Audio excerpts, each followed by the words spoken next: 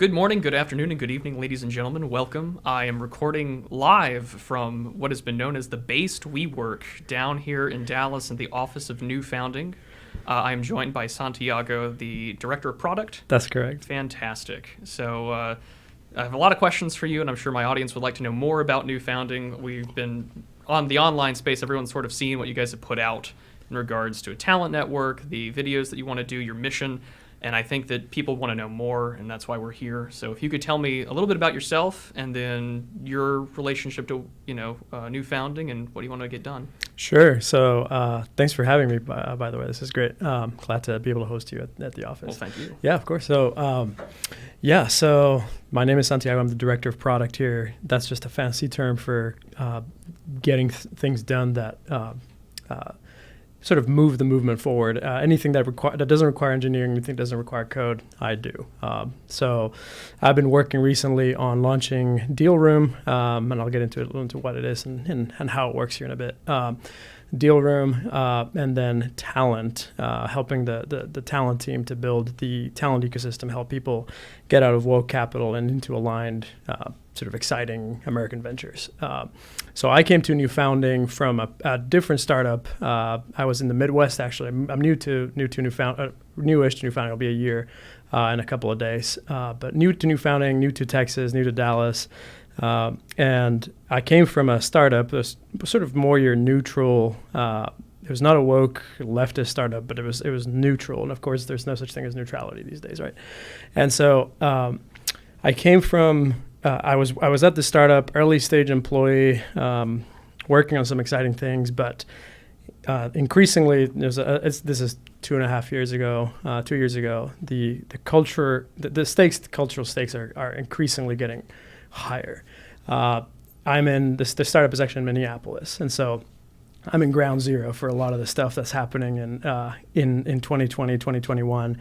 And I'm observing sort of firsthand culturally how this is affecting people, how this is affecting people that the people I'm working with, their cultural outlook, the things that they want to build toward.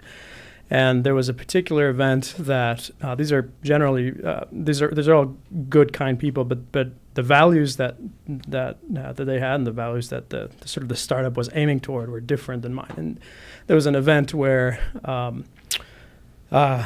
we had a team dinner, and the wife of the founder mentioned that this was just after the abortion ban was passed here in Dallas or in Texas, and she mentioned how disappointed she was about that, how she wanted that was a travesty for women's rights, and she just wanted abortion to be legal everywhere and safe, all that nonsense. And I went home that night and I told my wife, I'm looking for a new job. I just can't do this. And what I told her sort of become a little bit of a motto for me. It's like I will not use my strength. I will not spend my strength, my energy, my time building the wealth and the power and the influence of the people that hate what I love. And I started looking for a new job. It was, I sort of got into a little bit of there's this phrase of like, don't ever try to build a product that doesn't solve a problem you've never had. And so with our talent placement platform, where we try to get people out of woke capital or big corporations and put them in aligned ventures. This is the problem I had at the time, 2 years ago, right? I'm sitting at home with my family, and I'm thinking, what am I building? Like, how could I explain to my son that I'm building? Why did we move? Previous to Minnesota, we were in Idaho. Why did we move halfway across the country to work at this startup, to build these things? To take a shot at something that's presumably important enough to move our family, when the values and the things that the company ultimately espouses are absolutely against what we stand for. And so that led me to try to find work. And then it was through Twitter that I found Nate Fisher, who was the CEO of Newfounding, and DM'd him and got the ball rolling. And then a few months later, I was here at Newfounding. So that's the short of it. Well, as we had said before, we had started recording. Twitter is sort of the place where everyone can meet and greet, and Lord knows what happens to them. Yes. So I think for one of the things that I did want to ask you about is that for quite a few of us in sort of the Twitter sphere, or those that know you through YouTube or in other social media platforms, there is excitement about it because for a lot of the conversation over the last several years has been about the need to build things. And I think that I agree with that wholeheartedly. As we joked out before, no one wants to just be a thought leader that just sits on Twitter talking about the need to build something, when you should always be asking, well, what are people actually building? And I think that with you guys announcing this, search for talent and that you want people to escape, I think that a lot of people have questions regarding trust, security, and culture. And so I'm going to try my best to break through and break down those sort of three concerns I think that are rather broadly. And I want to start with the first one is security, because job boards and even donation sites for instance, most famously, there was that firefighter in Virginia who had his information leaked when he donated to Kyle Rittenhouse's defense fund and was fired. And I think that is always going to be a concern for a lot of people. It's a risk you have to take. And so when it comes to looking for a job or trying to escape a sort of woke or just very leftist work environment, what sort of steps is Newfounding taking to ensure sort of privacy and security for individuals' identities and their livelihoods? That's a great question. And it's obviously a question we take extremely seriously. And we take, we make sure that every single piece of the stack that we're using, the tech stack, is secure and encrypted. And also, but not just that, we're just this morning, not the talent stuff, but other things we're looking to get fully off AWS. So we're working with a variety of different partners and providers, service providers in the space, in the movement, who, like us, have seen a sort of an opportunity to build alternative providers and institutions that specifically address this issue of counsel-proof service. So we use a variety of different providers. Some of them we partner with publicly. Some of them we just use them to make sure that everything that we build, everything that we put out, precisely because people are putting their public information or the public/private information on the platform, is secure, fully encrypted. We don't have access to. There's only a handful of people here who do the matchmaking, who have access to even candidate names. For the vast majority of people, even at Newfounding, they're completely blocked off from ever seeing anybody's name or any employer's names on the database. So the thesis of privacy and trust is sort of central to every single product, whether it's talent, whether it's the deal room, whether it's the shared office, the base we work. That thesis of trust is crucial, is central to anything and everything that Newfounding is building. Part of this question obviously gets to sort of vetting. We had a Twitter space recently where Fisher King was asking about this, and so vetting, we take a great deal of care to vet sort of both sides of the marketplace, and this is true just broadly speaking for not just talent, for anybody that comes to the deal room, investors and founders, or anybody that wants to partner with us, anybody that we want to partner with. We make sure that different lines or different checkboxes are checked. There are basic things like, for example, you came here. We're sitting in this office. We interacted on Twitter a little bit, but part of how that happens is we have mutuals that create essentially credentialing me, saying these people are values aligned, and you should, if you get them in a room together, they're friendly. So it starts with something as simple as that, to all the way to getting on calls with these different employers, different individuals, so candidates looking for work, and asking them questions, just getting deep into what sort of things motivate them, what public figures or publications or books influence them the most. That's a question that surprisingly gets the most. It's a helpful question we found when we're vetting somebody. It's not so much we ask them straight up like, who'd you vote for, what do you think about abortion? Though those questions can come up. It's more like, tell me who influences you. Like what are some of your favorite publications? And then you can glean very quickly sort of the alignment, and not just the alignment like left or right, but even sort of degree of courage, right? A degree of willingness to move or to take risk or to take a big swing. So we'll do vetting. We'll do, I guess, in summary, we're talking about at a technical level, we take great care to make sure the data is all encrypted, is safe. From a personal perspective, we vet candidates, we vet companies, we ask questions. We go on LinkedIn and look for people who have pronouns and pride flags, and if that's the case, then we don't let you in. And it's as simple as that. And then the third part to sort of the ecosystem and how we let people in, how we vet, is going back to this concept of credibility or trust. So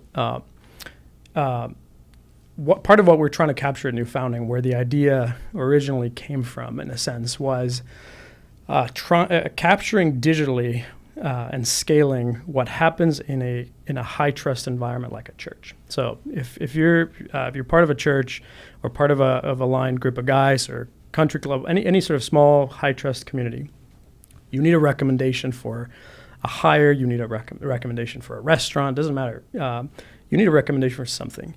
You go and ask somebody for a recommendation. They say you should hire this person or you should go to that restaurant for a date night. When that person recommends something, they're essentially staking some of their credibility on that recommendation, in large part because they should technically care about you and our values align and you're oriented towards the same good. And if that recommendation proves true, their credibility goes up. If not, then their credibility goes down. And over time, you will not ask that person for not just more recommendations on that subject, but any recommendations at all. So there's a high degree of that in the deal room and talent and Newfounding in general, where we really prize human judgment, incredible human judgment. And this sort of goes against our increasingly sort of just relying on mechanistic algorithms to say, well, you follow this person, you should follow that person. That's not good enough for me. I need to know what my friends think about that person. I need to know, do we have values alignment? Are we aiming at the same goals? Do we want to go after the same objectives? And so we do a lot of that as part of any product, any service, anything that we do here. Well, that was going to lead to my next question, was sort of, since you mentioned the vetting process, have you had to deal with any kind of, I suppose, infiltration troll or, someone trying to pull any funny business since you guys announced? That's a great question. Not yet. So the team has been vetting furiously and matchmaking, looking through all the candidates and companies. In large part, not because in a good way, I think, and of course this is bound to happen, and we're expected. It would be weird if it didn't happen, but in large part, is because we decided to announce through the channels that are unique and also sort of a signal for us. What I mean by this is we didn't announce the talent program, for example, through Fox News, even broadly aligned.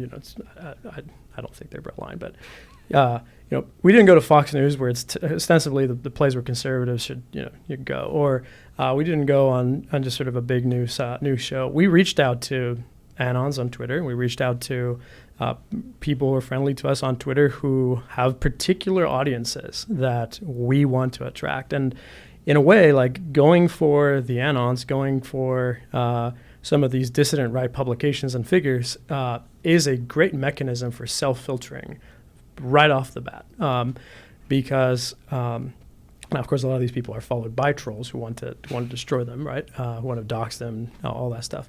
But just by partnering with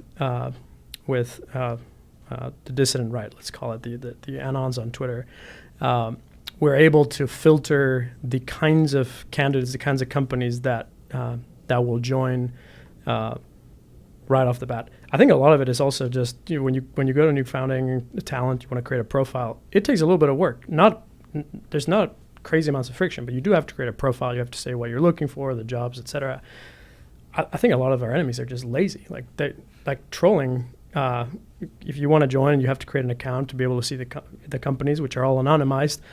You're going to run into sort of an environment that's not really fertile for trolling inside of the platform. It's very secure, it's very professional, it's very directed towards a particular outcome. There's little you can do there right now to go and mess stuff up. Well, good.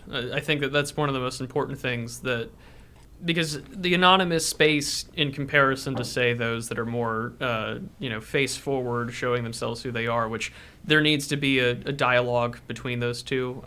I've written about it a few times now, but I think what's more important is that trust, of course, has to go both ways, yes. and that's a big reason why I wanted to have this conversation. I was very, very pleased to have the invitation offered up to me to actually come visit, and so I think that that's the most important factor is that, the anonymous space is very sort of semi-permeable. There's no real gatekeeping.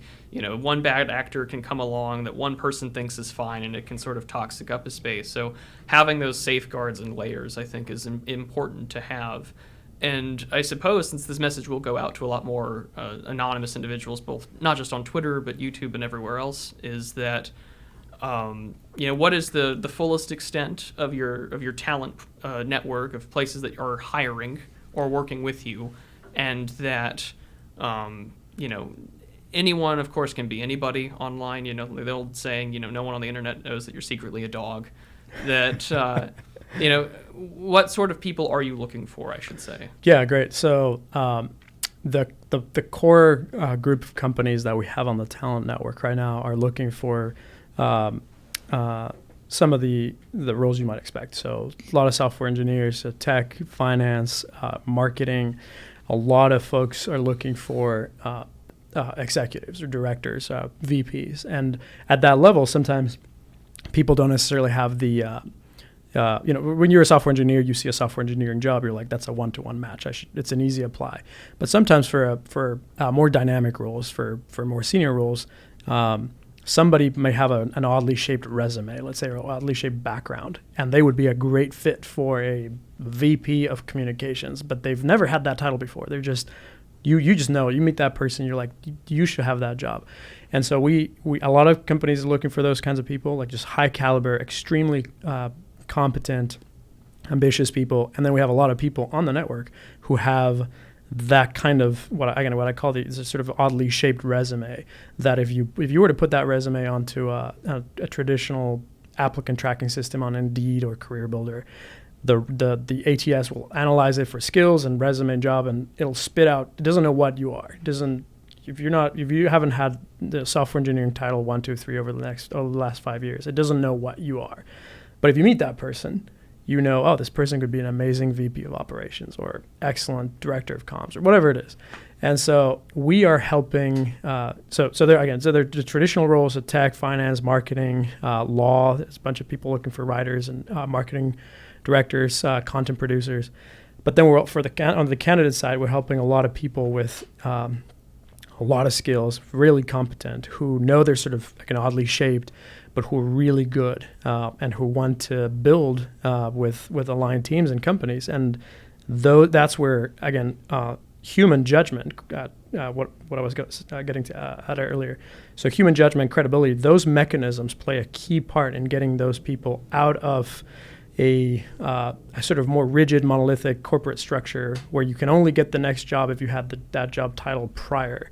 And we can move them because there's a degree of human judgment that's involved in the process of moving you from a monolithic structure to a more dynamic and exciting venture. So that's where all those vetting questions will come in, the human touch. That's right. And yeah, we're all the guys are jumping on calls with companies, with the founders and the leaders of these institutions, and with the candidates, and shepherding them through the process to make sure that there's a lot of alignment, not just in terms of values, but also, again, because some of these people, because they want to escape not just big corp, but also the prevailing status hierarchy, they de facto have to find a way to fit under a new status hierarchy that may not map precisely to what it would look like in a career progression at Google or at Goldman Sachs or whatever. Mm-hmm.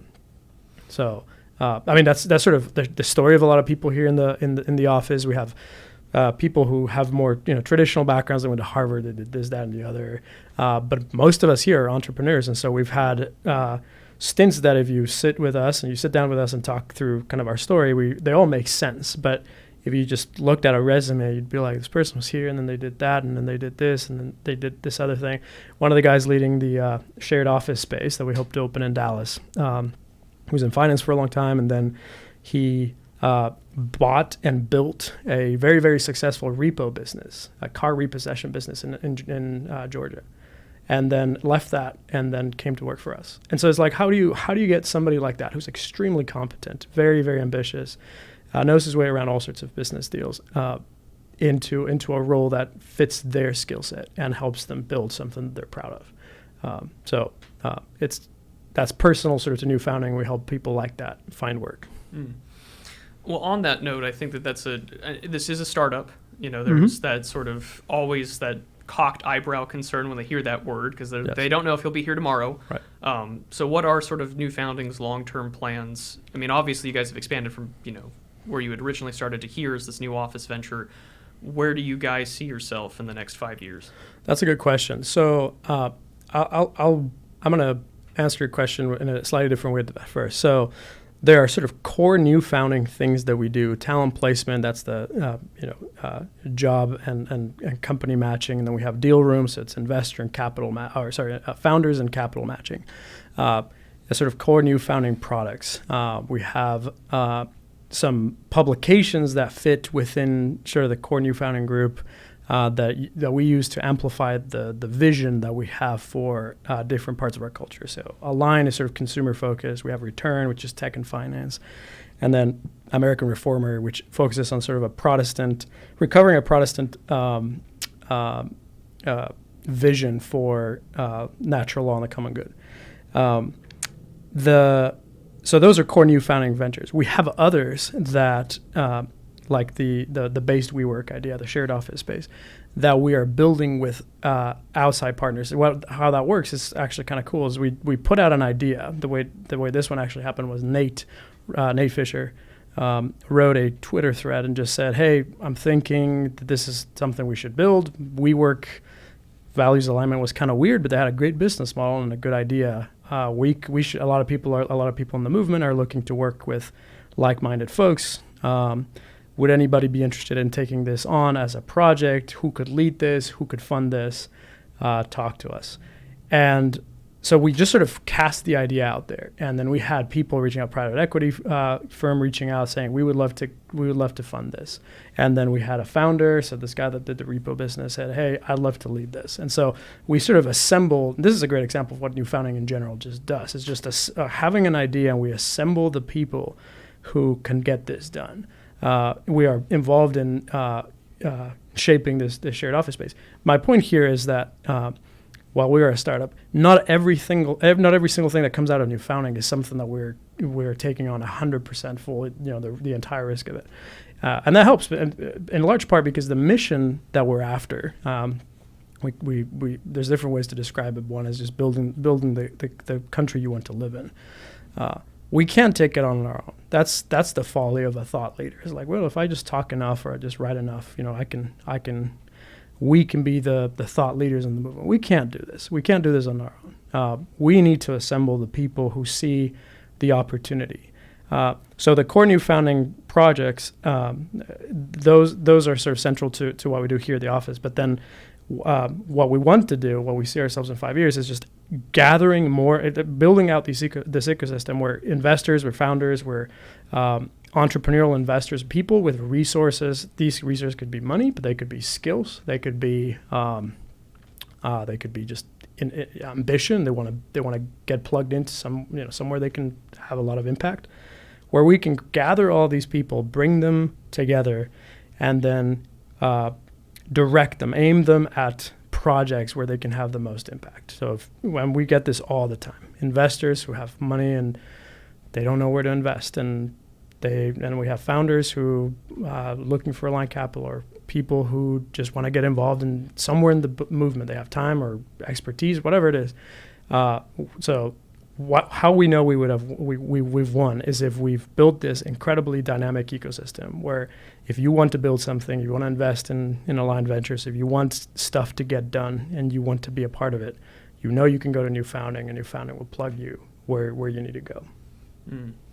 Well, I guess that raises the other couple of questions that I had going, because I think that the biggest concern that a lot of people have noted has been, as you sort of allude to with woke capital, I think everyone thinks of the overbearing regime of human resources, as it's been colloquially known on Twitter and elsewhere, the longhouse.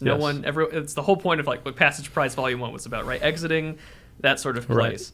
Right. But as others have kind of noted, and even non-aligned individuals, I think Richard Hanania comes to the best example that a lot of this does have its roots much older than you and myself combined, probably back to the 1960s of sort of the civil rights regime and disparate impact.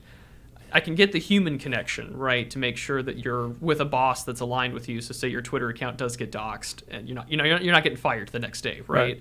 But how are we or how is newfounding? Because I'm not a part of it. I shouldn't say we. How is newfounding sort of addressing the fact that you still have the law to deal with, right? And there's still that question of we're still beholden to it. That's a good question. So I'm actually reading Christopher Caldwell's phenomenal Age of Entitlement right now. And yeah, I mean, it gets to this point where it's at a certain point, you are dealing with a legal structure. It's not just a cultural or social imaginary sort of structure. You're dealing with something that's encoded in law, akin to his argument is akin to a rival constitution that we're sort of fighting against. So I think in the short and medium term, what we're doing actually helps sort of aim a little bit towards breaking down that monolithic alternative constitution. And how that happens is, I think in some sense, people are less, this is sort of something I've observed, and I think you've probably seen something similar. We see this on Twitter all the time. It's like people are very unwilling to take risks if their stack of their life, their job, their family, their church community, their banking, if all of those things are against them, sort of if they don't have a degree of sovereignty. So if we can provide people with a job that will not destroy them if they even, if they just decide not to have pronouns in their bio, or if we can, so another part of newfounding is we have a digital solutions branch or arm that will consult with your business and help you move away from technology that is sort of hostile to you or potentially risky and onto a cancellation-proof stack. So helping businesses, helping individuals, helping institutions move out of a place where they can't take risk. They're not just can't take risk, but they're at risk of being destroyed. Is the first way in which we can help people then look at what's happening and take a bold swings. I think beyond sort of pulling people out and giving them a degree or giving them an ecosystem where they can take big swings and take risks, take courageous stands, that also leads to sort of a flywheel where people who could have, again, I go back to the ecosystem, people who would be willing to file a lawsuit in a district court or against a particular, what do you call it? Like that Christian Baker in Colorado. Yeah, exactly. Right? Christian Baker, Colorado, like in a particular state or particular district, people, so a lawyer or a law firm or a group of people or investors who say like, hey, I'm willing to bankroll this lawsuit and help this person fight. A lot of these people, and we see this firsthand, we talk to these individuals on a weekly basis. A lot of them, some of them they want to do this, they just don't know what the needs are. A lot of this money, a lot of the people with resources are maybe it's generational wealth. Maybe it's the money and the resources are handled by sort of boomers who know things are kind of off, but they don't know where they should aim the money toward. And if we can help them say, no, this is a cause that is not just happy and important, but this fundamentally gets at a legal structure that is oppressive and that is asphyxiating when it comes to freedom, then we're actually helping route that capital, that effort, the resources to these causes and these structures that are at the core legally of some of the things that we want to fight culturally with some of the other projects that we have. So I suppose it all gets back to the connection piece. So we want to connect people who know there's something funky going on and they have the resources, the motivation to do it. and there are many of them. They just don't know where to go, or they do not trust the people that tell them, oh, you should invest in this, or you should aim your guns, let's say, at that. They don't trust them. I was talking to a guy recently who wants to make conservative movies, conservative sort of. He's conservative. His firm is conservative, but he just wants to make good movies, not crappy, preachy movies, just really good movies. And he was fundraising in a very wealthy area of Texas and Midland, trying to tap into the generational wealth of the conservative oil and gas folks down there. And he said people were extremely excited. He was going to raise a ton of money, a ton of money.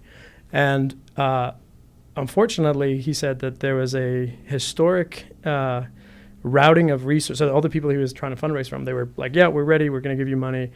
And this was a month or so before the midterms. And the midterms saw a historic level of donations from Midland folks into conservative politicians. And all that money went mostly nowhere in terms of results, right? In terms of what happened. And so he was extremely frustrated because he's thinking, well, if we help build good, if we your money went nowhere. Like, your money just died.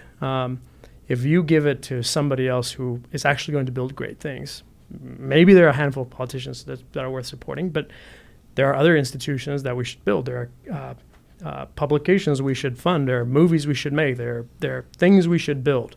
But a lot of these people they default to the good old, GOP. I'm just going to give them money, and they don't know where to aim their resources, or if that their resources would be better served if they're aimed elsewhere.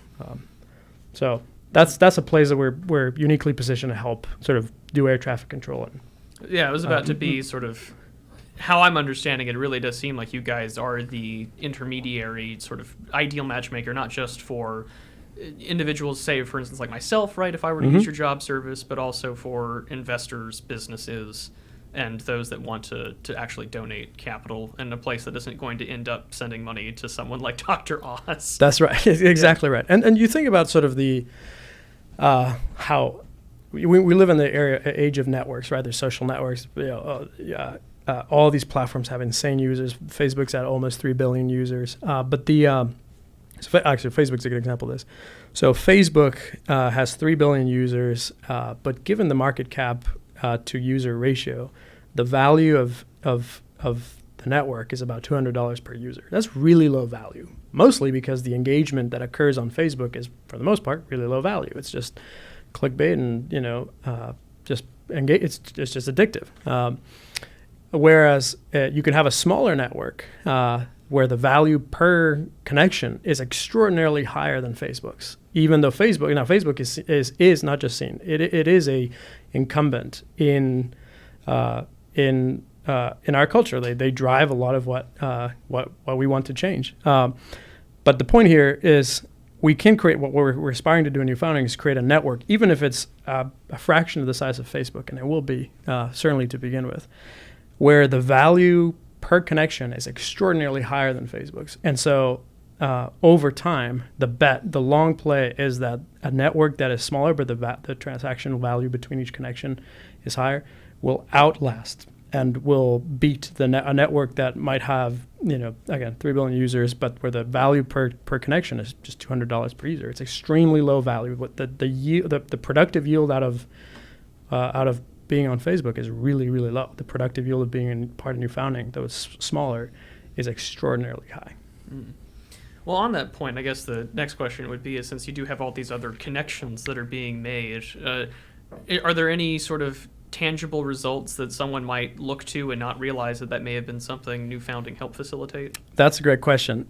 So yes, and stay tuned for more. So we talent and a lot of these sort of official matchmaking programs are relatively new, and we're just on the cusp of announcing some really big wins and matches that we help facilitate, not just in talent, but also in helping a large organization acquire another organization that everybody would know about, and then We've just announced two, another part of the sort of the deal room is an accelerator. So we help small businesses who come to us, who are aligned, who have a great product. We help them either fundraise or build their business and then launch it. So we just announced our first one. It's called Ridge Runner.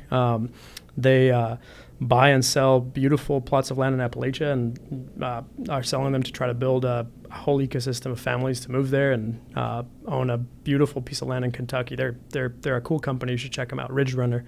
And we have a couple other companies that joined the accelerator program that we're going to announce soon. The talent platform just crossed over 1,000 candidates, and we have something like close to 60 super high-powered, aligned, some startups and some more sort of larger institutions looking for people there. The matchmaking, I should add this. The matchmaking has been going on at Newfounding unofficially for over a year, and it was around October, November last year that we realized like this is one of the core things we do. And so there was a don't call it a pivot, but it was a pivot to say, like, this is what we do. We've been doing this sort of unofficially. People reach out to us for work or to connect with aligned investors, all this stuff. And so let's double down on serving those individuals, serving the people that have been coming to us for a year. And we built out these products to help the talent platform, the deal room, to help those things happen officially. And so that happened in November, and so we're just about to see a lot of the results of the first harvest essentially is going to happen, starting to happen right now. We just did our first couple placements, and then we're going to be making some big announcements in terms of transactions and partnerships that we were able to facilitate here in the next couple of weeks. So there's the stay tuned for more. There's the stay tuned for more, yes. Well, on that point about alignment, I mean, I know that, as we said earlier, there's going to be a lot of that human touch, making sure that whoever goes where is properly set up with someone that they can get along with in a work environment or over a business call. But, when we say, I mean, even the Anon space, right, that you guys have seen and take a look at, I mean, you're going to get 50 different opinions from 5 different people if they all got in the same room. What defines for you, and I guess by you I mean Newfounding, the word for alignment? What are we looking at when we mean ideologically aligned? Because there are plenty of people that just say, my politics aren't anything, I just really hate liberals. Right. But you want something more than that.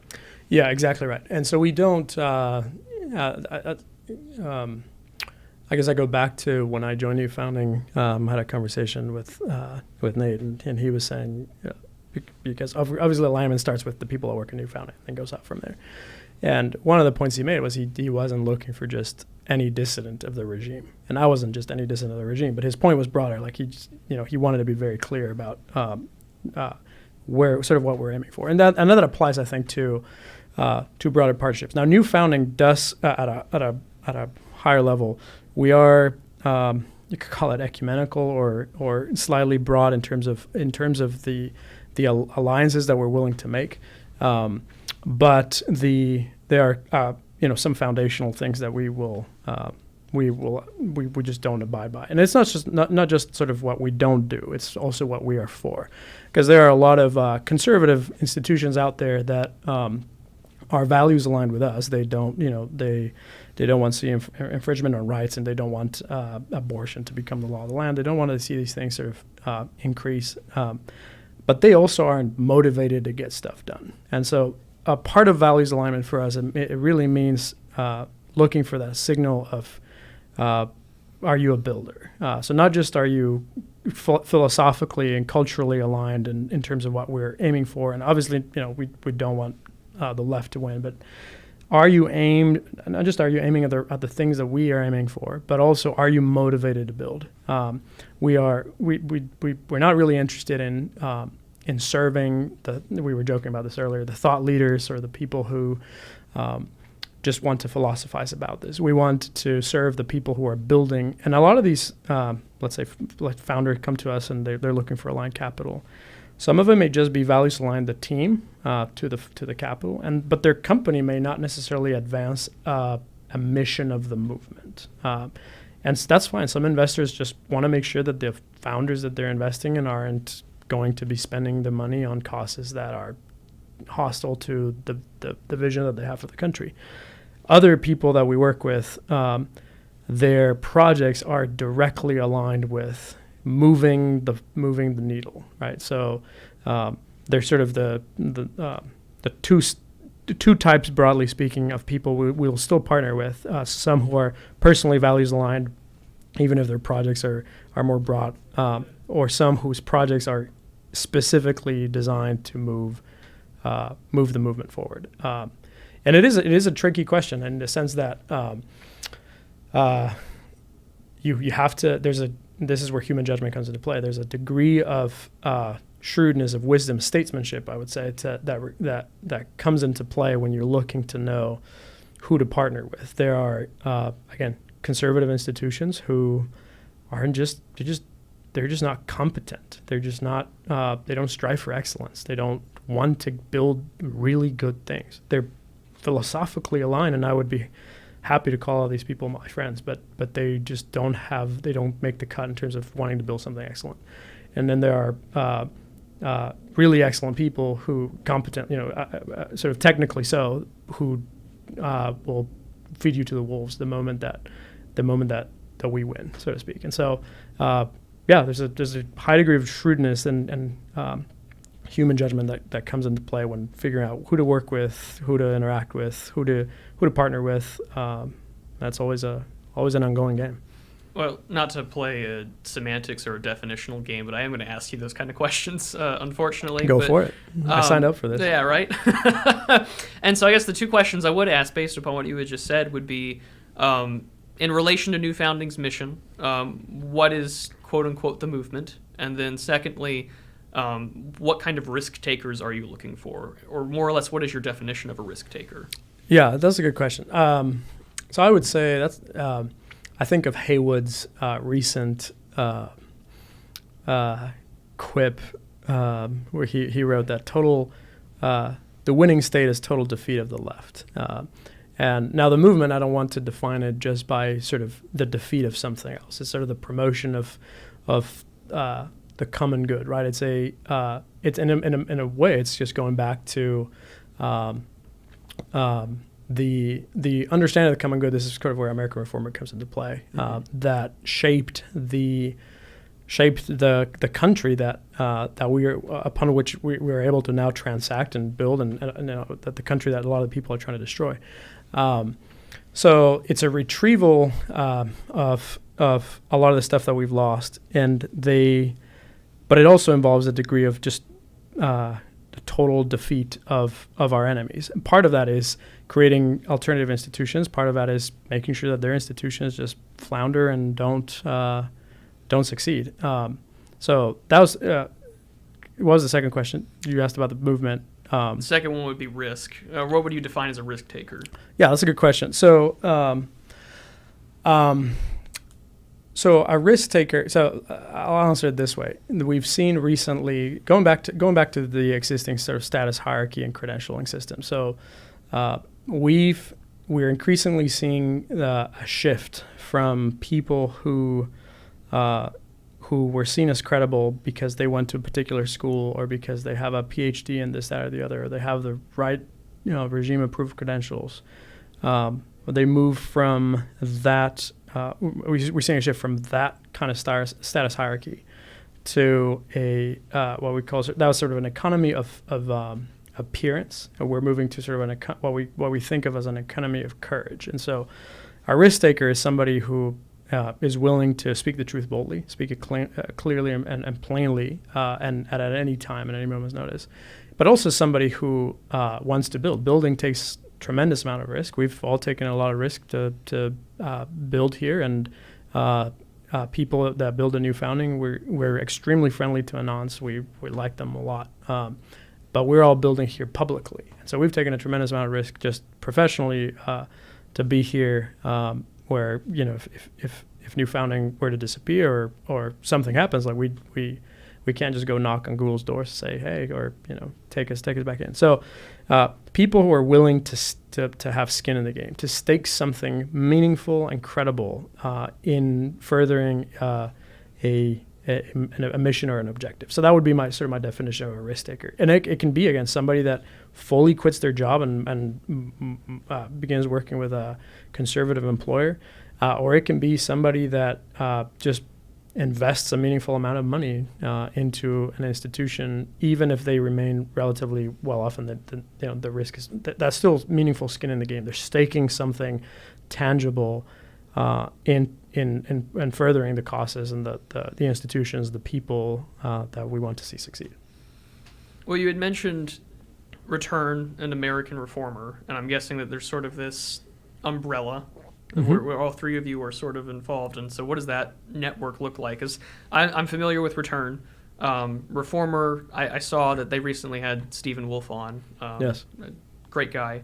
Yes. But so what does that interaction between the three of you all look like, or what does that work? How does that work? Yeah, that's a great question. So we see media as a way to amplify, again, vision. And we don't have a central, I guess you could say our central media presence is Twitter, like individual Twitter accounts. That's sort of where you get the hodgepodge of some of the Protestant stuff connected with the pro-tech and disruption and finance in our individual accounts. But so these other media pieces like Return, American Reformer, they serve to signal and amplify the vision to a particular crowd that we want to be a part of this movement. And I think even the fact that you've highlighted both speaks to the sort of broad nature of who we want to partner with. On the one hand, American Reformer, again, looks back at the Christian Protestant tradition of the American founding and retrieving a lot of those extraordinarily important things that enable our country to be what it is today. But we also want to, with Return, we want to attract the people with excellent business backgrounds and tech, who are disruptors, and they want to come. They have great ideas, and they want to build interesting, cool things. The people who are thinking about AI and the Stephen Wolves of the world, we want to put them in the room together and say, what does this look like? What does this look like when these two groups interact? And so, so these different sort of ventures serve to amplify a specific vision, part of the vision, to an audience that we want to attract into the broader ecosystem. Well, I guess maybe I have one or two questions left. And so I guess the first one I would say is, since this is going to be on all the platforms I'm on, you have an opportunity to sort of just speak to a general audience of Anons, mainly Americans. Right.